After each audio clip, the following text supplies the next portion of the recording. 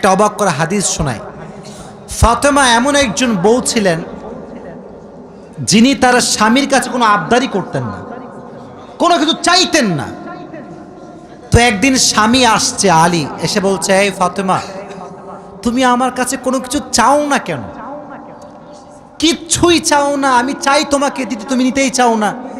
আজকে তুমি এমন একটা কিছু চাইবা যেটা খাওয়ার জিনিস হবে, আমি তোমাকে নিয়ে এসে খাওয়াবো, আমি তোমাকে নিয়ে এসে। তো ফাতেমা বলছেন, না দরকার নাই। কি দরকার, থাক না, কোনো প্রয়োজন নাই। তো আলী আজকে নাসরবান্দা, না আমি খাওয়াই ছাড়বো আজকে, বলো কি খাবা। তো চাওয়ার একটা লিমিটেশন আছে। উনি বললেন, আমার কিচ্ছু লাগবে না, জাস্ট বাজার থেকে একটা আনার নিয়ে আসবেন। কি নিয়ে আসবেন? তো আলী রাদিয়াল্লাহু তাআলা আনহু বলছে, ঠিক আছে যাও, আমি যাচ্ছি, তোমার জন্য নিয়ে আসবো একটা আনার। বের হয়েছেন নেওয়ার জন্য।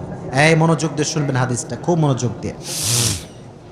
বাজার থেকে একটা আনার কিনেছেন, কিনে যখন বাসায় ব্যাক করবেন, হঠাৎ করে একজন গরিব মানুষ আসছে, সে বলছে, আলী, আজ 3 দিন যাবত আমার পেটে কোনো খানা নাই, আমি বড় হতদরিদ্র মানুষ, খুবই ক্ষুধার্ত মানুষ, তুমি কি আমাকে কিছু খাওয়াতে পারবা? আলী রাদিয়াল্লাহু তাআলা আনহু এতটা দান করার মেন্টালিটি ছিল, এতটা ভালো মানুষ ছিলেন, বইয়ের কথা ভুলে গিয়েছেন, ওই আনারটাও আল্লাহর রাস্তায় দান করে দিয়েছেন। তো যখন আনার মানে হচ্ছে ডালিম, ডালিম, ডালিম। ও আচ্ছা, না বুঝলে বলা যাবে, কোনো সমস্যা নাই। আনার মানে হচ্ছে, নগরে ডালিম আছে না নাই? তোমাদের নগরে একটা বড় বাজার আছে, বাজারটার নাম কি? ওখানে দেখবা রাস্তার বাম পাশে সবগুলো বসে না, ফলের সব দেখবা, অনেক অনেক অনেক আপনার আঙ্গুর রাখা আছে, বেদানা রাখা আছে, আছে না নাই? আপনারা বেদানাও বলেন, ডালিমও বলেন। আচ্ছা, তো উনি দান করে দিয়েছেন। তো যখন দান করে দিয়েছেন, হঠাৎ করে মাথায় আসছে, তো কার জন্য ছিল? ফাতেমার জন্য। বলেন, কার জন্য ছিল? তো মনটা খারাপ যে জীবনে বউ একবার চাইলো, তাও খাওয়াইতে পারলাম না, মানুষকে দিয়ে দিলাম। বাসায় আসছে, মনটা খুবই খারাপ। তো বউয়ের ভালোবাসা কাকে বলে খুব ভালো করে বুঝবেন।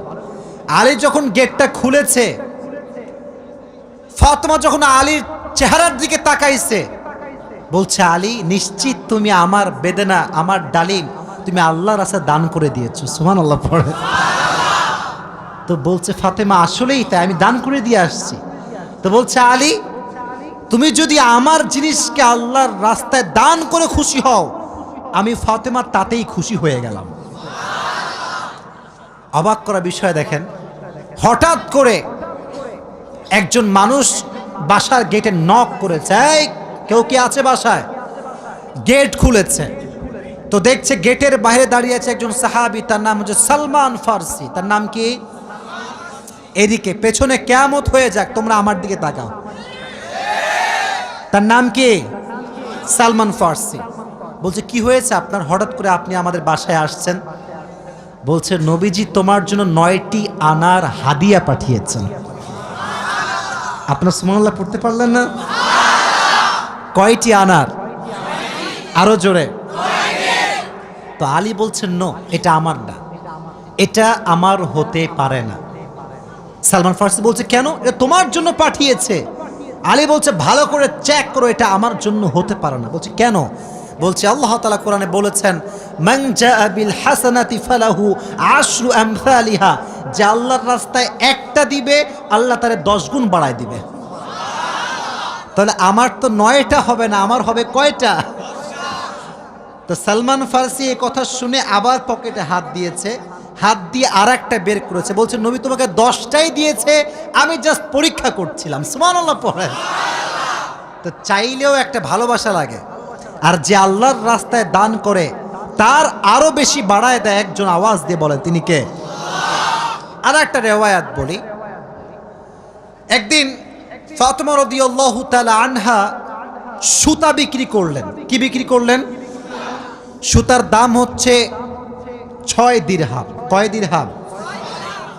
আচ্ছা, তো বলছে, হে আমার স্বামী আলী, 6 দিরহাম নিয়ে কয়েকটা রুটি নিয়ে আসো হাসান এবং হোসাইনের জন্য। কার জন্য? হাসান এবং হোসাইন কার সন্তান? ফাতেমা এবং আলীর সন্তান। তো অবাক করে একটা রেওয়ায়াত, আমি জাস্ট গতকালকে এটা পড়লাম, এটা আমি আগে জানতাম না। তো বের হয়েছে বাসার থেকে রুটি কিনবার জন্য। কি কিনবার জন্য? রুটি কিনে ফেলেছে। Just he was coming back to home, বাসায় আসছিলেন।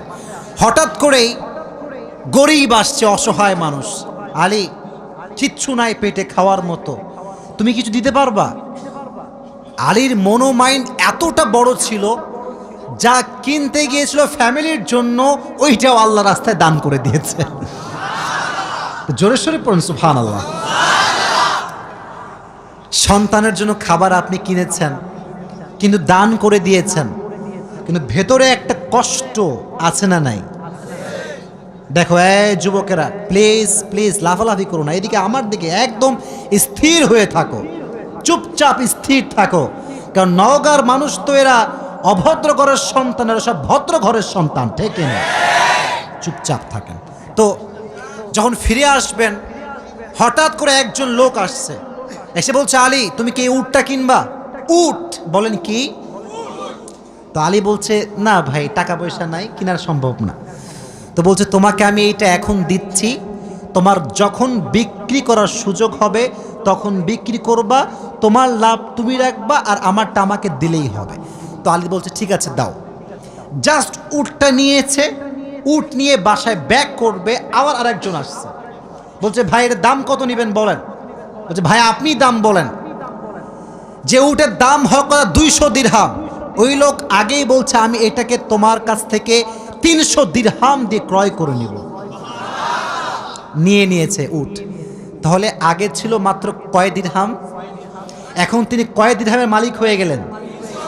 সুবহানাল্লাহ পড়তে পারলেন না? এখন এই যে 300 দিরহামের মালিক যাকে দিবে, লভ্যাংশ খুঁজে পায় না। কই গেল লোকটা? লোক আর খুঁজে পায় না, না পেয়ে বাসায় আসছে। যখন গেট খুলেছে, গেট খুলেই দেখছে নবীজি তার বাসার ভেতরে বসে আছে। বলছে, আলী আজকের ঘটনা তুমি বলবা নাকি আমি বলবো? বলছে, নবী আপনিই বলেন। বলছে, তোমার কাছে সর্বপ্রথম যিনি উট বিক্রি করেছিলেন তিনি আর কেউ নন, তিনি হচ্ছেন জিবরাইল। আর যিনি ক্রয় করেছেন 300 দিরহাম দিয়ে, সে কোনো মানুষ নয়, তিনি হচ্ছেন ইসরাফিল। কেন নবী, এটা কেন আমার সঙ্গে হলো? বল, তুমি যে নিজে না খেয়ে মানুষকে খাওয়াইছো, এটা আল্লাহর কাছে বড্ড ভালো লেগেছে। তো আল্লাহ তোমার এত বেশি বাড়ায় দিয়েছে যে তুমি কল্পনাই করতে পারো না। সুবহানাল্লাহ পড়েন। তাহলে প্রিয় ভাইয়েরা, আল্লাহর রাস্তায় দান করার জন্য আলী এবং ফাতেমার থেকে শিক্ষা নেওয়ার দরকারটা আছে না নাই? যতটুকু পারি নিজেও খাবো, মানুষকেও দিব। নিজে খাবো, মানুষকে দিব না, এটা স্বার্থপর ছাড়া কিচ্ছু হতে পারে না। আমরা স্বার্থপর হব না, ভালোবেসে যাব। আল্লাহ ভালোবাসার মন আমাদের দান করুক, পড়না আমিন। আর একটা হাদিস, আচ্ছা বলেন তো পরিবারের, আচ্ছা এখানে সব যুবক আমার মনে হয় আমরা মধ্যবিত্ত পরিবারের সন্তান, ঠিক আছে না প্রিয় ভাইয়েরা? শোনেন একটা কথা বলি, অনেক সময় অনেক যুবকের মন খারাপ হয় যে হুজুর শখের একটা R15 নাই, শখের একটা আইফোন নাই, ঠিক আছে না প্রিয় ভাইয়েরা? শখের একটা গাড়ি নাই, শখের একটা বাড়ি নাই। অনেকের এটা কষ্ট থাকে, না বললে হবে না, এটা মানুষ হিসেবে কষ্ট লাগে, ঠিক আছে, কিন্তু মাথায় রাখবা, এদিকে হাদিস বলছি, গরিবরা, মধ্যবিত্তরা বড়লোকের চাইতে 500 বছর আগেই জান্নাতে প্রবেশ করবে। এবার খুশি না বেজার? এবার হাদিস শোনা। হঠাৎ করে একদিন আলী এবং ফাতেমার ঘরে এতটা অভাব, ভাত নাই, চাল নাই, ডাল নাই, কিচ্ছু নাই, একেবারে 3 দিন যাবত না খাওয়া। কয়দিন? এটাই কম মনে হচ্ছে আপনার কাছে? কম না বেশি? আপনি বিশ্বাস করেন, আজকালকার যুবকরা বডি বিল্ডিং করে, ইভেন তার 6 প্যাক বডি আছে, কিন্তু রোজা রাখতে চায় না। এই এলাকায় মনে হয় নাই? খবর লাগাবেন না, আপনার ভাবিও রোজা রাখে না, খবর লাগায় না। বলবেন যে ভাবি হোয়াট ইজ দিস, রোজা রাখেন না? এখন বলছে বাবা গায়ে শক্তি নাই, দুর্বল। একদিন এক যুবককে বললাম, কিরে তুই আমার ওয়াজ শুনিস না? বলছে অবশ্যই শুনি। তাই রোজা রাখিস না কেন? বলছে যে ভাই রোজা রাখলে বডি কমে যাবে। নাউজুবিল্লাহ পড়তে পারলেন না প্রিয় ভাইরা? কয়েকদিন যাবত না খাওয়া। এবার আলী রাদিয়াল্লাহু তাআলা আনহু বাধ্য হয়ে গিয়েছেন, আর পারছেন না। বলছে ফাতেমা যাও, বাবার কাছে যাও, বলো আব্বাজান বাসাতে খাবার মতো কিছু নাই, আপনার কাছে কিছু হবে খাওয়ার মতো? আহা, ফাতেমা যখন ঘরে আসছেন, নবীজি ঘর খুলে দিয়েছেন। দেখেন বাবা এবং মেয়ের ভালোবাসা কত সুন্দর। ফাতেমা বলেন নাই যে আব্বাজান কিছু লাগবে। যখন গেট খুলেছে, মেয়ের চেহারা দেখেছে, আব্বা বুঝে গিয়েছে মেয়েটা আমার ক্ষুধার্ত হয়ে আমার কাছে এসেছে। সুবহানাল্লাহ পড়ে ডাক দিয়ে বলছে ফাতেমা তোমার অবস্থা কি বলো, কি হয়েছে তোমার? ফাতেমা রাদিয়াল্লাহু তাআলা আনহা ডাক দিয়ে বলছে আব্বাজান আজ 3 দিন যাবত আমাদের বাসায় কোনো ভাত নাই, ডাল নাই, চাল নাই, গোস্ত নাই, কিচ্ছু নাই। আমি আপনার কাছে একজন ক্ষুধার্ত নারী হয়ে এসেছি কিছু নেওয়ার জন্য। তো নবীজি বলছেন এই যুবকেরা এদিকে তাকাও। বলছে ফাতেমা আমার কাছে 5টা বকরি আছে, 5টা দোয়া আছে। 5টা বকরিও আছে, 5টা ধামরাটের ভাইয়েরা 5টা দোয়া আছে, 5টা বকরি আছে। তুমি কোনটা নিতে চাও? Which one you want select? তো ফাতেমা বলছে নবী হে আমার বকরি লাগবে না, আমাকে দোয়া শিখাই দিলেই হবে। পরীক্ষায় পাস। দোয়াটা আমার সঙ্গে সবাই পড়েন, সকলে আমার চোখে চোখ রাখেন, সবাই পড়েন ইয়া আউয়ালাল আউয়ালিন ইয়া আখিরাল আখিরিন ইয়া যাল কুওয়াতিল মাতিন ইয়া রাহিমাল মাসাকিন ইয়া আরহামার রাহিমিন। আমি জানি যে এটা এখনই মুখস্থ করা সম্ভব না, তবে এটা আগামীকাল কোথায় যাবে? মাশাআল্লাহ, সার্চ করবেন, ডাউনলোড দিবেন, এখানে কাট করে নিয়ে আসবেন। এই দোয়াটা you have to repeat after me, বারবার বারবার বারবার। নবীজি বলেছেন এই দোয়া যে যত বেশি পড়বে তার রিজিকে বরকত তত বেশি বেড়ে যাবে। এই দোয়াটা আমরা বেশি বেশি পাঠ করব তো ইনশাআল্লাহ। এবার ফাতেমা আলীর কাছে ব্যাক করেছে। আলী বলছে ফাতেমা তোমার হাতে গোস্ত কোথায়, ভাত কোথায়, খাবার কোথায়?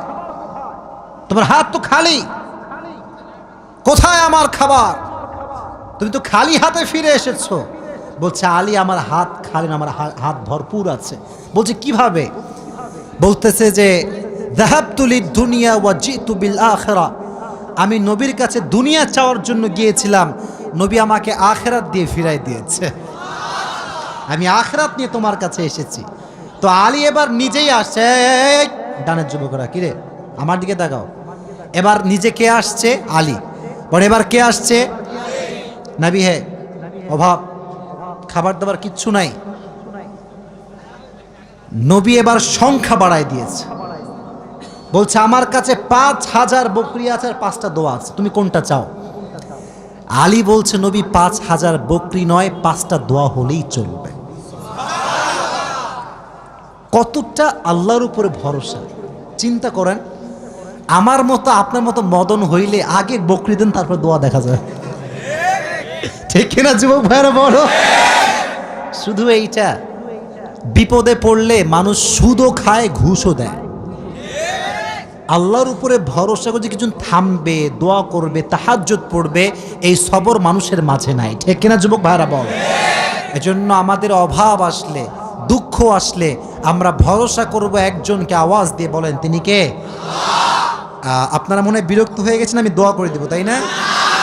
না না, বিরক্ত হয়ে গেছেন মনে হয় না। আসলে খুব ভালো লাগলো এই বিষয়টা যে আপনারা এতটা আগ্রহী যে বৃষ্টি হচ্ছিল তা আপনারা জান নাই। এটাই প্রমাণ করে নওগাঁর মানুষ ইসলাম প্রেমিক মানুষ, কোরআন প্রেমিক মানুষেরা।